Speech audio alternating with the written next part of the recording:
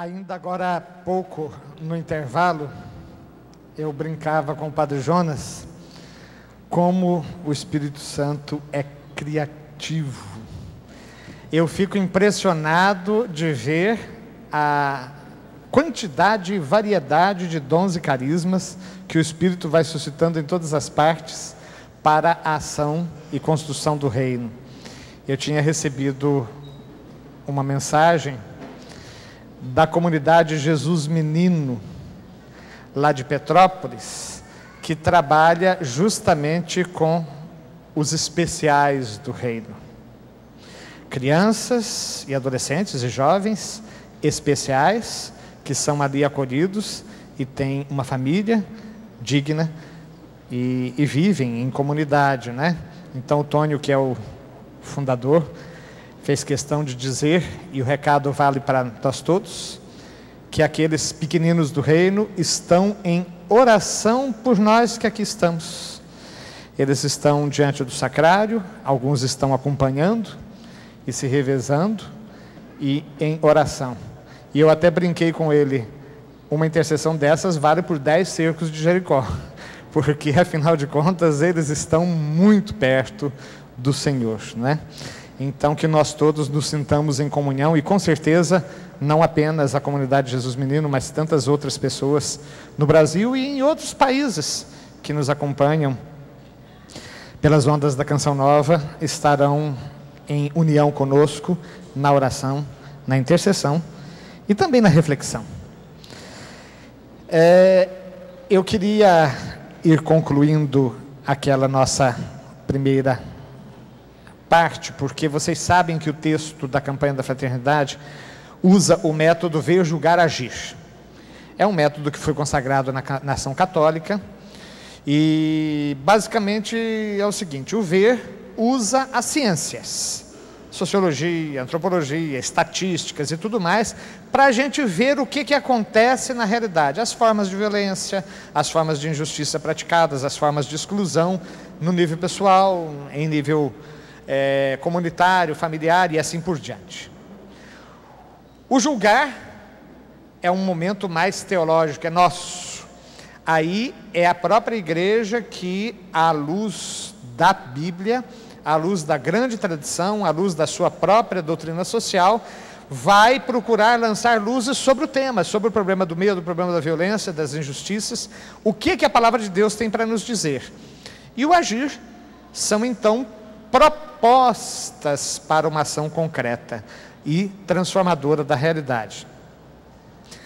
Eu, na realidade, na minha exposição, eu não seguia esse método, nós passávamos um pouco do ver para o julgar e um pouco para o agir, e vamos continuar assim também, porque eu acho que para uma exposição aqui como essa, fica um pouquinho mais dinâmico.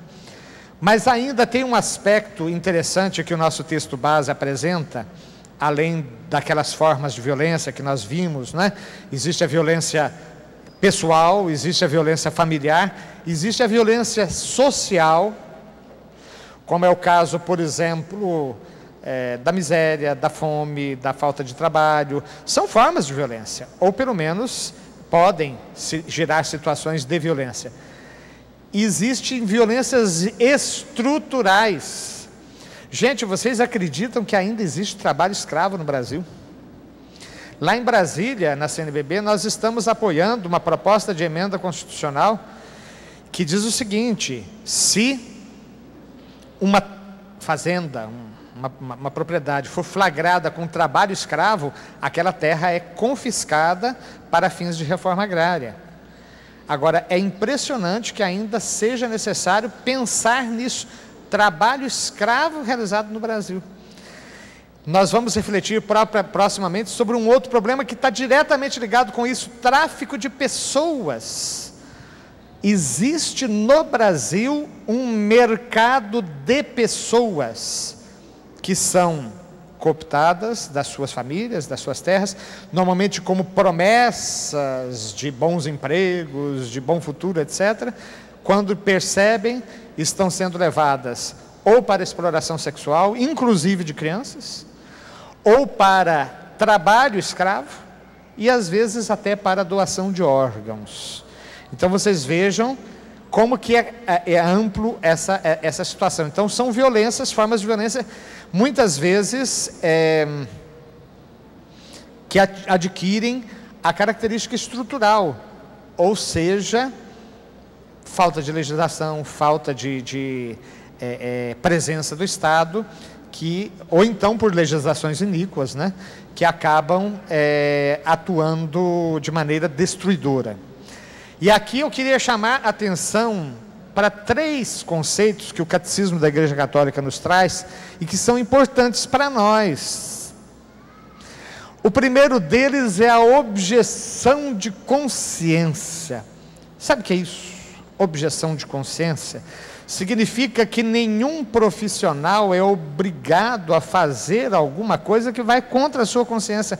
Ele pode dizer, apresentar objeção de consciência e se recusar a cumprir determinadas ordens.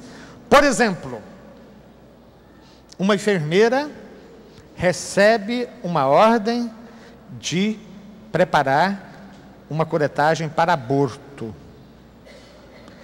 Ela tem o direito e até o dever de dizer, não faço. E ela não pode ser demitida, ela não pode ser punida por causa disso. Segundo a doutrina social da igreja, ela tem o direito de desobedecer. Aliás, em certas circunstâncias, se fala até da desobediência civil. Uma lei que é injusta, ela vai perdendo a sua própria legitimidade. A palavra de Deus é muito clara, a autoridade vem de Deus. Nós cristãos não somos anarquistas, nós somos chamados a ser bons cidadãos, boas cidadãs, cumpridores da lei, com todos os seus detalhes. Agora, quando a lei é injusta, quando a autoridade se torna iníqua, nós temos não apenas o direito, mas muitas vezes o dever de nos opor àquela autoridade. Eu me lembro de um certo político que no Vale do Paraíba ganhava as eleições fazendo cirurgias de esterilização em homens e mulheres. E o bispo o chamou de açougueiro em praça pública. Não importa se você é um deputado ou um senador, você está fazendo uma coisa dessas, você começa a perder a legitimidade. Então, nesse sentido, é muito importante que nós tenhamos isso presente. Vocês conhecem, todo mundo aqui, a história de João Batista, né? Que perdeu a cabeça por causa lá da Salomé, que dançou para o rei. E o rei tinha dito, te darei qualquer coisa, até metade do meu reino. Ela pediu a cabeça de João Batista. E ele se sentiu obrigado porque ele tinha feito uma promessa. Ele não estava obrigado a cumprir, não. Isso era uma armadilha. Quer dizer, ele estava obrigado a atender pedidos justos, não um assassinato. Percebem? Então é muito importante a gente ter presente que ordens iníquas não trazem a mesma obrigatoriedade, não. E pelo contrário, muitas vezes elas trazem justamente o direito de resistência, o direito de desobediência. Por causa disso, nós somos então cidadãos desobedientes. Pelo contrário, o que vai nos caracterizar, e como Santo Agostinho já observava, é que nós somos cidadãos como todos os outros. Outra coisa, gente, vocês estão ouvindo muito falar por aí que o Estado é laico, e por causa disso, a religião não tem, querem calar a boca da igreja. Quantas vezes eu já tive a oportunidade de falar isso, inclusive no Congresso Nacional, estão querendo que os padres voltem para a sacristia. Essa é uma maneira de dizer, eles estão querendo que a igreja fique apenas no momento da oração, mas que não denuncie, que renuncie à sua missão profética.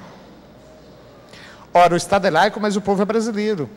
Vocês acreditam que eu tenho um colega, padre, que é cientista, no Rio de Janeiro, membro de 6 academias, até da Academia de Ciências de Lisboa, e porque ele se manifesta claramente a favor da vida, uma vez um jornal aqui de São Paulo, publicou uma matéria dizendo que achava um absurdo que o Ministério da Saúde chamasse um médico cientista católico para poder avaliar, fazer membro da sua comissão de ética. Como se o fato de ser católico e de ser ministro da nossa igreja o fizesse um cientista de segunda categoria, ou, o que é pior, um cidadão de segunda categoria. Então, até isso existe. De repente, nada como uma chuva de graças para refrescar do calor, não é? Mas até isso nós precisamos fazer mudar. Não, nós como católicos somos pessoas profissionais competentes, que fazemos bem a nossa tarefa. Mas também nós temos a consciência de, se for preciso, denunciar quando os direitos de Deus e das pessoas estão sendo violentados. Eu tenho 3 colegas, 3 irmãos bispos, lá no Pará, Dom Erwin,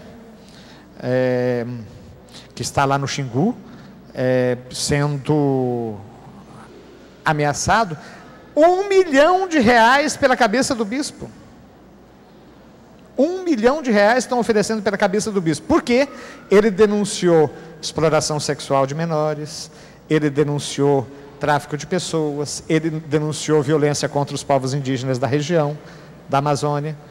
Dom Flávio Juvenale, lá em Abaiatetuba, ameaçado. Dom Ascona, lá na Ilha do Marajó, ameaçado. Isso para ficar nos bispos, sem falar dos padres, dos agentes, dos leigos e leigas que estão sendo ameaçados, porque querem que o evangelho seja simplesmente anunciado. Então, os profetas não eram pessoas de ficar quietas, não. Aliás, o próprio Jesus, quando Herodes mandou um recado para ele, a resposta foi: vão falar para essa raposa. Chamou Herodes de raposa.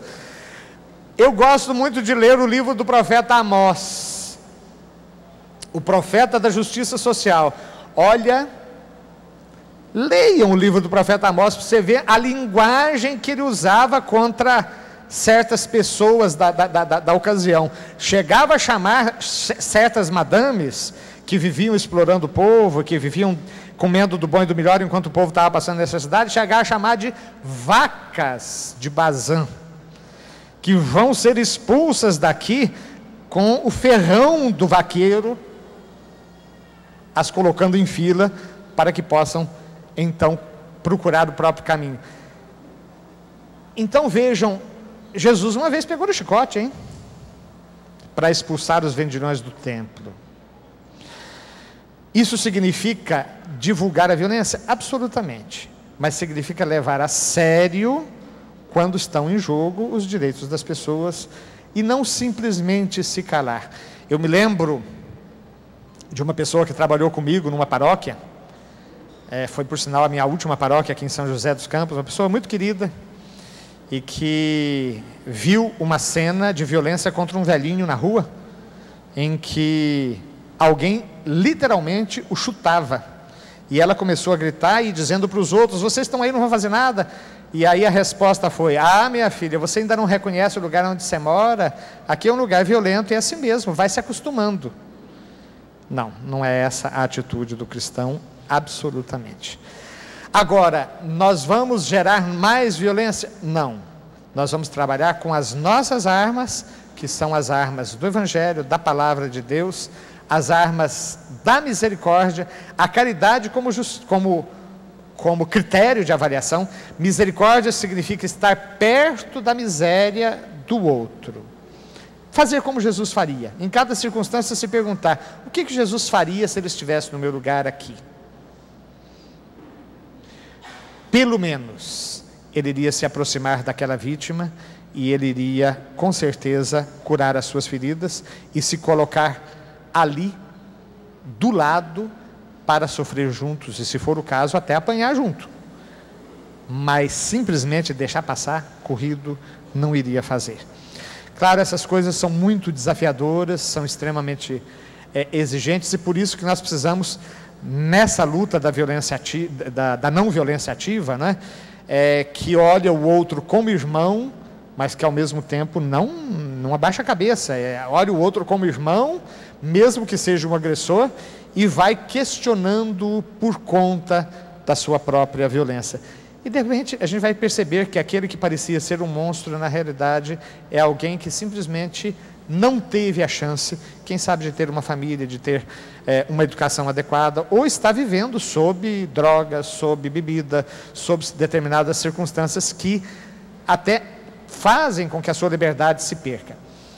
Para todos esses é preciso ter muita criatividade, é preciso ter muita presença de espírito e, sobretudo, viver na presença do Senhor, que vai inspirando ações que desarmam, de repente, os mais brutos, os mais violentos. Mas existe também uma outra dimensão muito séria de tudo isso, que é o problema do medo. Vocês sabem que o medo é uma reação protetora, defensiva do organismo.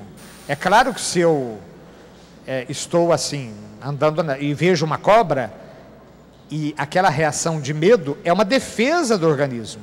É o organismo que me coloca em estado de alerta. Cuidado, perigo. Então, eu não vou brincar com aquela cobra, eu vou dar um jeitinho de me afastar. Então, o medo é coisa boa. A pessoa que não tem medo de nada é um idiota. Dizer que não tem medo de nada. Não, o medo é uma reação do organismo. Agora, nós estamos vivendo numa sociedade do medo. Aí não. Nós temos medo do vizinho. Eu lembro que uma vez eu estava numa cidade aqui por perto, e eu queria uma informação, simplesmente uma informação. Queria saber onde era determinada rua. E tinha uma pessoa, o carro parado, o capô aberto, e ela tentando verificar o que tinha acontecido no carro. Eu, uma distância como daqui a ali, né, onde estão assentados os irmãos, perguntei, bom dia. A pessoa já se levantou assim, com aquela reação estranha. Eu falei, por favor, onde é que está o lugar? Ele fez assim. Não chega perto, não chega perto. E eu fiquei, calma, meu irmão, só estou querendo saber esse endereço. Lá. Tá, obrigado. Mas eu me senti tão mal com aquilo, eu nunca imaginei que alguém fosse ficar com medo de mim, pelo simples fato de eu dizer bom dia. E tem gente, inclusive, que não responde, justamente para não se envolver. E com isso, vai se desenvolvendo uma verdadeira indústria do medo. Eu fiquei surpreso, recentemente, numa cidade do interior de Minas, ao saber que ali, uma cidade pequena do interior, já haviam sido instaladas mais de 1.200 cercas eletrificadas nas casas. Quer dizer, as pessoas querem se proteger a todo custo. E o que vai sendo gerado de indústria de alarmes, e de guarda-costas e de vigias, é uma coisa impressionante. Eu não estou dizendo que nós não temos direito de nos proteger. Gente, o problema, eu espero que fique muito claro. Eu estou chamando a atenção para uma situação real que nós estamos vivendo e que não deveria ser assim. Eu até posso colocar um sistema de alarmes. Na CNBB tem alarme. Porque já entraram lá e já tentaram assaltar um dos nossos porteiros. Funcionários e funcionárias da própria CNBB têm que tomar cuidado na hora que chegam, porque o ambiente, conforme o horário, é deserto. Mas não deveria ser assim. Quer dizer, essa situação é uma situação que não deve nos confortar. Bom, agora eu botei alarme, eu botei câmera em tudo quanto é canto, botei vigia, e se for o caso, botei cachorro, não botei não. Mas em todos os casos, então estou tranquilo. Não, eu não posso ficar tranquilo. Eu tenho que me questionar por que é que as pessoas estão tão amedrontadas assim. Bom, já então tivemos a oportunidade de falar de uma série de violências. Ah, tem uma outra aqui, muito perto de nós, violência no trânsito. Ah, meu Deus do céu, Será que é possível que precisa ter uma lei seca para convencer os nossos motoristas que não pode dirigir com a cervejinha na cabeça? Mas foi preciso de colocar uma lei. Acontece que essa lei, para poder ser imposta, precisa de bafômetro. Gente, é uma vergonha uma coisa dessas. Aí entra um outro problema: a violência policial e a violência contra o policial. Quando eu morava aqui em São José dos Campos, dava aula em Taubaté, eu sempre dava carona para os policiais que viviam pedindo carona, policial e bombeiro, né? Que viviam pedindo carona na porta do comando, ali em São José, para Taubaté e na volta. E eu achava um absurdo que um policial precisasse de depender de carona para trabalhar. Quer dizer, já ganha pouco e ainda tem que ficar na beira da estrada, porque mora no lugar e trabalha no outro. Aí eu me lembro que um capitão da polícia me disse o seguinte: olha, o senhor só dá carona na frente do comando, porque uniforme de polícia qualquer um pode comprar. E de repente você está dando carona para um camarada que está querendo te sequestrar ou qualquer coisa assim. Quando eu fui para o Rio, eu encontrei uma realidade oposta. Lá nenhum policial vai cair na bobagem de pedir carona, porque é ele que vai ser sacrificado. Aliás, é o contrário. Os policiais no Rio não saem de casa uniformizados, para ninguém saber que naquela casa mora um policial, porque a família dele vai estar sendo ameaçada. Se o pessoal do crime organizado descobrir aonde ele mora, a esposa e os filhos dele vão estar em risco. Então a esposa do policial lava a roupa e bota para secar assim, dentro de casa, bem escondido. Ele sai com o uniforme de policial na mochila, vai de ônibus até um determinado lugar, e lá eles trocam para que ninguém saiba que imagina se ele vai ficar lá na Avenida Brasil, pedindo carona. Ele está colocando na cabeça prêmio. Então é um círculo muito sério de vingança e de violência que precisa ser trabalhado. E tudo isso para nós, meus queridos, é campo de ação. Campo de ação. Nós estamos com um projeto de lei que vocês sabem que a única lei atualmente fruto de uma iniciativa popular é a Lei 9840, que é aquela contra a compra de votos. E já caçamos mais de 600 corruptos por esse Brasil afora, desde que ela foi aprovada em 99. E foi uma iniciativa da igreja, as comunidades da igreja que se mobilizaram. Nós estamos com um outro projeto agora. Vocês já ouviram falar da campanha das fichas limpas? O que é isso? É um projeto de lei. Nós precisamos de 1,5 milhão de assinaturas para entrar com esse projeto de lei no Congresso Nacional. Já temos mais de 800 mil, falta 700 mil ainda. Nós queremos fazer isso até o meio desse ano, se Deus quiser. De modo que quem já foi condenado em primeira instância por crimes graves não possa ser eleito. Nós tivemos caso de prefeitos que foram eleitos na cadeia. Estava preso e foi eleito. Nós tivemos casos no Rio de Janeiro de candidatos que conduziram a sua campanha eleitoral da cadeia. E os jornais anunciavam isso assim, diariamente.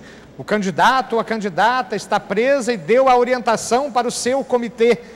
E a pessoa presa ganhou as eleições. Então, nós estamos, e você pode ajudar. Basta acessar o site da própria CNBB, que você vai ver lá o combate à corrupção eleitoral. Você pode ajudar a colher assinaturas, para que essas pessoas, não é que qualquer crimezinho não, gente que já foi condenado por lavagem de dinheiro, por formação de quadrilha, por assassinato, por estupro, não pode ser candidato. Então, vejam que a nossa ação, ela vai em todos os cantos, né? Mas, falando um pouquinho mais da Bíblia, que é o nosso campo tão querido, vocês sabem que o lema da campanha da fraternidade é: a paz é fruto da justiça. Isso está no livro de Isaías, capítulo 32, versículo 17. A paz é fruto da justiça. Como eu já disse, os profetas se manifestavam muito claramente em defesa dos mais pequeninos. Existem 3 figuras na Bíblia que são emblemáticas, não é? O órfão, o estrangeiro e a viúva. Várias vezes aparece nos profetas: eu quero a defesa do órfão, do estrangeiro e da viúva. Porque naquela época eram as figuras mais fragilizadas. O órfão não tinha, naquele tempo não tinha plano de saúde, não tinha seguro de vida, não tinha aposentadoria, não tinha essas coisas não. Então a viúva que não tivesse feito um pé de meia, normalmente estava desamparada. Vocês sabem que a própria comunidade dos Atos dos Apóstolos distribuía a cesta básica para as viúvas. E mesmo na comunidade cristã surgiu uma discussão, porque as viúvas gregas achavam que estavam recebendo menos do que as viúvas hebraicas. Sabe aquela história de mensalinho, mensalão, né? Até ali nos Atos dos Apóstolos já tinha suspeita. As viúvas gregas dizendo: estão desviando verba para as viúvas hebraicas. Foi aí que São Pedro e os outros apóstolos disseram: olha, a nossa missão não é servir à mesa, a nossa missão é cuidar do anúncio da palavra. E aí escolheram 7 homens cheios do Espírito, os 7 diáconos, né? A igreja vê ali o nascimento do diaconato. 7 homens cheios do Espírito, impuseram as mãos e eles vão cuidar dessas obras de caridade. Moral da história, minha gente, na igreja, até para distribuir cesta básica, precisa do Espírito Santo. Porque senão o espírito de porco vai falar mais alto. E aí a confusão vai dar zebra. Outra conclusão importante: estas obras de caridade não são alheias à nossa missão, não. Pelo contrário, nós vamos ser acreditados justamente pelo amor. Papa Bento XVI, que é um doce de pessoa, pessoalmente, eu tive um privilégio muito grande, porque a presidência da CNBB atual começou em grande estilo, né? Porque nós fomos eleitos no dia 8 e no dia 9 já fomos receber o Papa no aeroporto, né? E depois tivemos a oportunidade de almoçar com ele lá no São Bento, e agora todos os anos temos a nossa visita à Santa Sé. É um doce de pessoa, de acolhimento, isso sem contar que é, sem dúvida alguma, o maior teólogo vivo que nós temos no mundo, né? É de uma cabeça assim impressionante. Ele nos brinda logo no início do seu pontificado com uma encíclica que se chama Deus Caritas Est. Deus é amor. São João, ele traz 3 atributos de Deus que são muito interessantes. 2 estão no Evangelho, 1 está na sua primeira carta.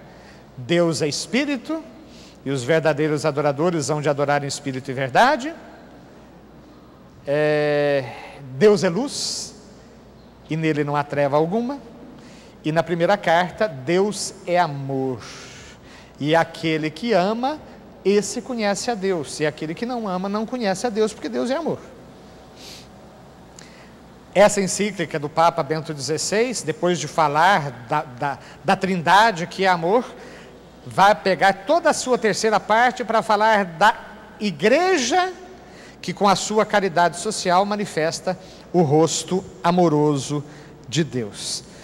Portanto, meus queridos, vai aí uma pequena reflexão para os nossos motoristas e as nossas motoristas. Como é que está o seu volante? Eu gosto de ver lá em Brasília, comentávamos agora há pouco também, como que quando o pedestre dá sinal na faixa de pedestre, os carros param e esperam ele chegar do outro lado para poder atravessar, para poder o fluxo voltar. Ah, meu Deus do céu, quando é que eu vou ver isso em São Paulo e no Rio, hein? Do pedestre chegar na faixa, dá sinal, e aí os carros tudo parando. Aí ele atravessa e os carros prosseguem. Ah, e o que a gente assiste pelas nossas rodovias é aquele motorista costurador. Sim, sim, sim, sim, sim, sim. E fecha. E a insegurança. Isso também é violência. A paz é fruto da justiça. Mas, sobretudo, como nós dissemos antes, é preciso estar atentos à novidade do Evangelho. O que Jesus dizia? Fazer-se criança, né? Quem não se fizer pequenino como essas crianças, não entrará no reino dos céus. Não desprezar os pequeninos. Tudo que fizerdes ao menor dos meus irmãos, a mim o fizestes ou deixastes de fazer. Correção fraterna. Ahá, aqui a coisa pega. Tem gente que adora corrigir os outros, mas detesta ser corrigido. O que o Evangelho fala? Se teu irmão pecar, chama-o em particular. Se ele te ouvir, terás ganho teu irmão. Se ele não te ouvir,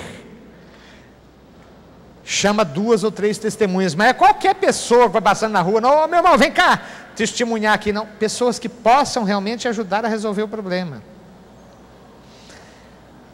Tem gente que gosta de chamar a atenção dos outros em público. Eu lembro que uma vez eu estava visitando uma família, e aí o filho adolescente entrou, né? E passou direto para o quarto. E a mãe, na minha frente, disse assim: ô, sem educação, volta aqui, foi essa educação que eu te dei? Pede a bênção do padre. Aí o menino veio, né? Benção. E eu fiquei com a cara desse tamanho, porque não é assim que se faz. Quer dizer, ela deixou o menino envergonhado na frente de um estranho, ainda que fosse o padre, e ainda que a mensagem tivesse razão. E aquelas pessoas que gostam de educar na poder do grito. Eu não esqueço também de uma outra família que eu estava, e a mãe gritando: para, para. Aí o menino diz assim: não liga não, padre. Ela grita o dia inteiro.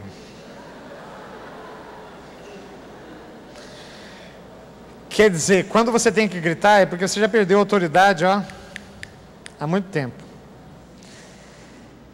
Correção fraterna significa corrigir na caridade e também aceitar ser corrigido. E agradecer quando o irmão chega e diz: você já percebeu que você está sendo grosseiro? Na minha paróquia tinha gente assim: padre, vem cá, senta aqui. Pois não. Lembra a Dona Maria? Ela veio com aí, você tratou ela com a casca de tudo. Você foi desatencioso com ela, ela perdeu o filho agora há pouco tempo. Ela saiu daqui arrasada. Você vai na casa dela procurar ela. Falei: mas como que foi isso que eu não vi? Aquele dia. Mas eu estava com pressa. Você estava com pressa, mas ela estava sofrendo. Então vai atrás dela. Tá bom. Vai atrás dela.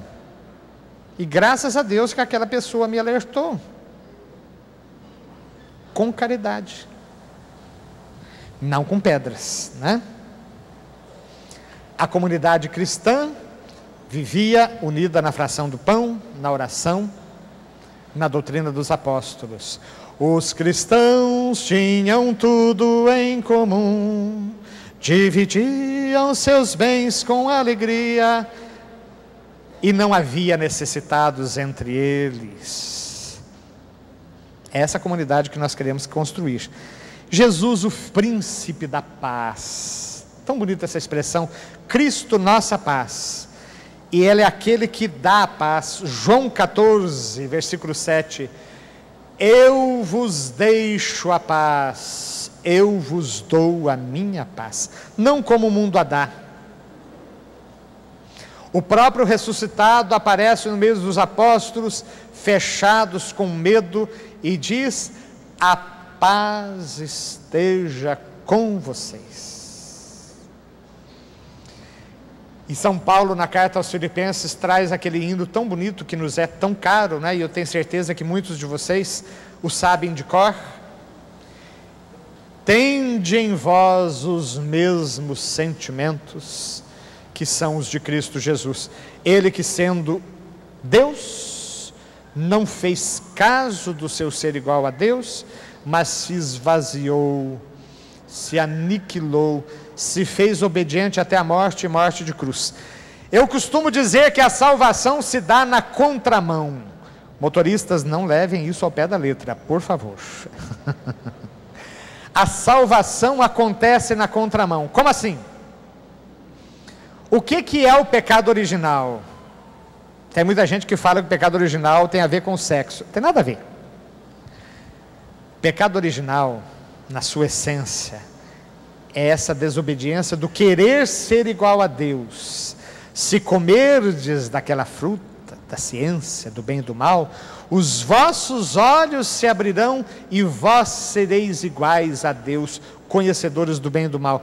Ou seja, é a autossuficiência humana, negar a própria criaturalidade, a sua própria condição de criatura, e querer ser autossuficiente, dizer para si mesmo que é certo e que é errado, se esquecendo do projeto de Deus. O homem quis ser igual a Deus. A Torre de Babel é isso. Querer chegar ao céu pelas próprias mãos. E aí a confusão. Como só existe um Deus, se todos querem ser deuses, eles vão ter que brigar entre si. A salvação acontece na direção contrária. Ele era de condição divina, mas se esvaziou e se fez semelhante a nós em tudo, menos do pecado, e mais ainda, até a morte e morte de cruz. Por isso Deus o exaltou. Então, a ordem de São Paulo é essa: tende em vós os mesmos sentimentos que estão em Cristo Jesus. O senhorio de Jesus, meus queridos, tem que ir a esse nível, ao nível dos sentimentos, ao nível dos pensamentos. Amar como Jesus amou, sonhar como Jesus sonhou, pensar como Jesus pensou, viver como Jesus viveu, sentir o que Jesus sentia, sorrir como Jesus sorria, e ao chegar ao fim do dia, eu sei que eu dormiria muito mais feliz. É isso que é ser santo, configurar-se ao próprio Senhor da vida. Então, na igreja, a autoridade deveria ser visto como serviço. A família deveria ser lugar de segurança. Hoje nós precisamos resgatar a família. Eu achei interessante a entrevista que o Dom Eusébio deu esta semana, quando ele pedia sugestão para os padres, para os jornalistas, né? O que vocês sugerem para aumentar o número de padres? Acabar com o celibato? Mas o maior problema do mundo hoje é justamente a família. Quer dizer, nós precisamos resgatar a dignidade da própria família, onde as pessoas possam sentir-se seguras ali e não ameaçadas. Tem criança que não prefere ficar na rua do que ficar em casa aguentando literalmente as broncas e o mau humor dos próprios pais. Bom, agora ainda umas últimas pistas para o nosso agir. Eu cheguei a mencionar na primeira parte da manhã algumas coisas que nós podemos fazer, mas agora apresento ainda algumas outras para nós irmos fechando. primeiríssimo lugar, o compromisso de todos nós contra a violência e a favor da paz. Todos nós. Todos nós somos convocados pela igreja no Brasil, pelo próprio Papa que nos mandou a mensagem de abertura da campanha da fraternidade, pela Conferência de Aparecida, pelo Evangelho e, sobretudo, pelo Príncipe da Paz. Todos nós somos chamados a sermos construtores da paz. Segundo lugar, todos nós somos chamados a ter esses mesmos sentimentos que teve o Cristo Jesus, e isso implica a disponibilidade para o diálogo e para o perdão. Diálogo significa ver o outro como alguém que tem algo a dizer. Gente, as equipes de Nossa Senhora têm uma coisa que eu considero fantástica, chamada o dever de sentar. Todo casal tem o dever de, ao menos uma vez por mês, e se possível uma vez por semana, sentar e fazer uma avaliação da sua caminhada e perguntar: meu bem, em que eu devo mudar? O que eu fiz esta semana ou este mês que não foi bom? Mas elogiar também. Eu sempre falo de uma bronca que eu tenho de um filme, me parece que é Love Story, se não me engano, em que uma parte lá diz assim: amar é jamais ter que pedir perdão. Bobagem. Eu prefiro aquele casal que diz: na minha casa nunca faltam duas expressões. A primeira, me perdoa. A segunda, eu te amo. Vocês sabem que tem casal que, com o passar do tempo, perde a capacidade de ser apaixonado? Tem marido que é assim: se a mulher chega e faz um cafuné, ele já diz: o que é? Você está querendo dinheiro, é? Oh, meu Deus do céu, que isso? Então, o ser carinhoso, o ser agradável, o desenvolver a paciência, esses exercícios todos fazem parte do ter os mesmos sentimentos de Cristo Jesus. Mas depois nós temos que partir também para o profetismo. Situações de pobreza, situações de miséria, situações de desemprego, de violência estrutural, como nós já dissemos, elas precisam ser enfrentadas com coragem. Como? Organizando redes de comunidade, organizando ministérios específicos. Eu falei da criatividade do Espírito Santo. A comunidade Jesus Menino é um tipo de criatividade do Espírito Santo, graças a Deus, tão especial quanto especiais são os seus membros. Mas existe gente, eu não esqueço de uma amiga minha, que resolveu fazer, isso nos meus tempos de grupo de jovens, uns 10 anos atrás. Não sei do que vocês estão rindo, que coisa. Ela resolveu fazer a pastoral do ponto de ônibus, que ela dizia o seguinte: eu perco muito tempo parada no ponto de ônibus. Às vezes o ônibus demora 20 minutos, 40 minutos para chegar. Então eu vou falar de Jesus para aqueles que estiverem parados ali no ponto de ônibus. Ou pelo menos eu vou conversar sobre amenidades, sobre paz, sobre justiça. Ou eu vou ouvir as pessoas. Gente, quantos jovens aquela menina não trouxe para o grupo? A partir do seu apostolado do ponto de ônibus. Eu tenho uma grande amiga que trabalha na pastoral carcerária do Rio de Janeiro. Ela teve o seu filho assassinado. E em vez de partir para a vingança, claro, ela procurou a investigação, ela procurou a justiça. Não é isso que nós queremos, né? O perdão não é deixar para lá, não. A pessoa que cometeu o crime, ela precisa ser sacudida, e quem sabe até de um tempo de internação, para que ela possa, protegida inclusive do ambiente da droga e etc., ela ter a possibilidade de uma ressocialização. Mas ela não fez isso com espírito de vingança, pelo contrário, não só começou a trabalhar com os apenados, portanto na pastoral carcerária, como também a trabalhar com as vítimas da violência. Que diferença de outras pessoas que só querem a vingança, a pena de morte e etc.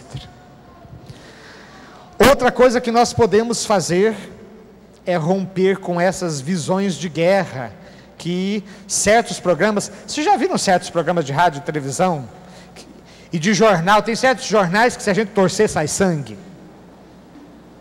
Não, tem uns tipos de jornal, olha, que nem para papel higiênico serve. Sério mesmo. Você torcer sai sangue. Aqueles programas assim, com aquele fundo musical, vocês vão reconhecer logo, né? Aquele fundo musical tipo o Tubarão. Tum, tum, tum, tum, tum, tum, tum. Era a noite. Tum, tum, tum, tum, tum. Ela estava sozinha em casa. E aí a música vai aumentando, né? Tum, tum. O bandido se aproximava. Ele pulou o muro da casa. Tum, tum, tum, tum, tum. Ele se aproximou da vítima. E tem gente que perde tempo assistindo esse tipo de programa, pelo amor de Deus. Quer dizer, são programas que vão incutindo mais medo, e mais medo, e mais medo, e mais medo, e banalizando a própria vida. De modo que a combate da violência que essas pessoas propõem é uma verdadeira visão de guerra. Vamos fazer guerra contra o crime. E bota a arma na mão de todo mundo. Eu estava comentando com o padre Jonas que eu acompanhei lá na CNBB um projeto de lei que estava querendo rever o Estatuto do Desarmamento. Tinha emenda para tudo quanto é gosto. Lá na Câmara tem a chamada bancada da bala, que são deputados que dizem que são mantidos por indústrias de armas. Mas sabe, emendas do tipo: motorista de táxi tem que ter porte de armas, advogado tem que ter porte de armas, fiscal da Receita tem que ter porte de armas. Para tirar porte de armas não precisa fazer exame psicotécnico, não. Sabe aquelas emendas assim, as mais estapafúrdias possíveis? O que significa isso? É simplesmente vender a arma e... Aí os motoristas de táxi diziam: imagina se os bandidos sabem que eu tenho a arma no meu carro, eu vou ser assaltado para poder perder a arma. Quer dizer, é uma maneira até de expor mais ainda. Nós queremos buscar um novo modelo prisional. Esse que está aí já está ultrapassado. E nesse sentido, a APAC, a Associação de Proteção e Assistência aos Condenados, é o mais indicado, porque ela trabalha justamente com pequenas unidades, 50 presos, 80 no máximo.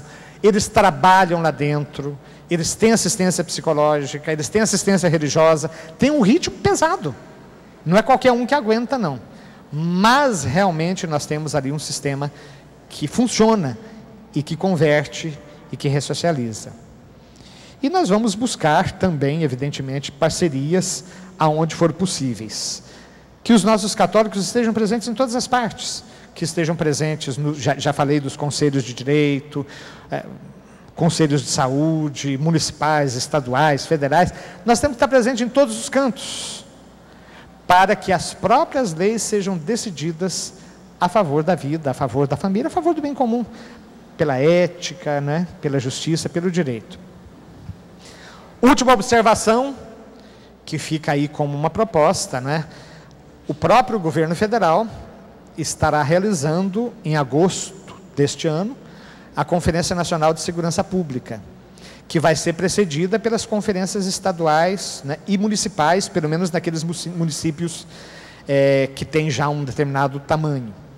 Mas qualquer comunidade que se queira, qualquer sociedade de amigos, qualquer grupo de oração, qualquer comunidade que quiser, pode organizar a sua própria conferência, discutir problemas de segurança e mandar sugestões diretas para o Ministério da Justiça. É uma forma concreta que nós temos aí, próxima, para estarmos mudando alguma coisa em aspectos das leis que muitas vezes não funcionam no nosso país.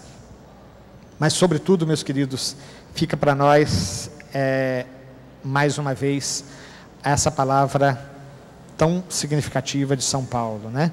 Tende em vós os mesmos sentimentos que eram os de Cristo Jesus. Vamos de pé, mais uma vez cantar Amar como Jesus amou, e assim selarmos o nosso compromisso na construção da paz. Amar como Jesus amou, sonhar como Jesus sonhou, pensar como Jesus pensou, viver como Jesus viveu, sentir o que Jesus sentia, sorrir como Jesus sorria, e ao chegar ao fim do dia eu sei que eu dormiria muito mais feliz, sentir o que Jesus sentia, sorrir como Jesus sorria, e ao chegar ao fim do dia eu sei que eu dormiria muito mais feliz. Eu acho que nós podemos pedir a Dom Dimas a graça de uma bênção agora sobre a disposição de sermos de fato instrumentos da paz. Do jeito que Dom Dimas apontou para nós, tem muito a ser feito, ou seja, é muito fácil se tornar um instrumento da paz, basta querer. Tem muita área de atuação, tem muita sugestão, tem muito campo de trabalho. Nós possamos apresentar então nossas mãos, nosso coração, com sinceridade, pedindo a graça, através dessa bênção, de sermos instrumentos eficazes na construção de um mundo melhor, de homens novos para um mundo novo. E já que nós estamos no tempo da Quaresma, tempo de penitência, de conversão, eu gostaria de repetir aquelas palavras tão bonitas do apóstolo Paulo, ele que se apresenta como embaixador da reconciliação. Em nome de Cristo, vos suplicamos, deixai-vos reconciliar com Deus. Que nós possamos viver profundamente esta Quaresma, para mergulharmos cada vez mais no mistério da Páscoa, da ressurreição e da vida do Senhor. Que o Senhor nos abençoe. Abençoa, Senhor, esse bom povo, esse povo que é teu, esse povo por quem derramaste o teu próprio sangue, este povo que foi resgatado pela tua cruz. Faze, Senhor, desse bom povo instrumento da tua paz. Olha pelas nossas famílias, que elas sejam parecidas com a tua família de Nazaré. Olha para os nossos agentes comunitários, que eles possam aprender o dom do serviço. Olha, Senhor, para as nossas autoridades, que possam descobrir que poder não é sinônimo de dominação, mas justamente de construção a serviço do bem comum. Olha, Senhor, por cada um de nós. Arranca do nosso coração todo ódio, toda mágoa, todo ressentimento. Olha, Senhor, pelos nossos presidiários, pelos seus familiares, pelas vítimas da violência, que todos possam descobrir na cruz a fonte da salvação, da reconciliação, da reconstrução de um mundo novo. Faze, Senhor, de nós instrumentos de tua paz. Faze, Senhor, de nós construtores da civilização do amor. E por isso que a tua bênção desça sobre nós, nossas comunidades, famílias e trabalhos, e permaneça para sempre. Tu que és Pai, Filho e Espírito Santo. Amém. Amar como Jesus amou, sonhar como Jesus sonhou, pensar como Jesus pensou, viver como Jesus viveu.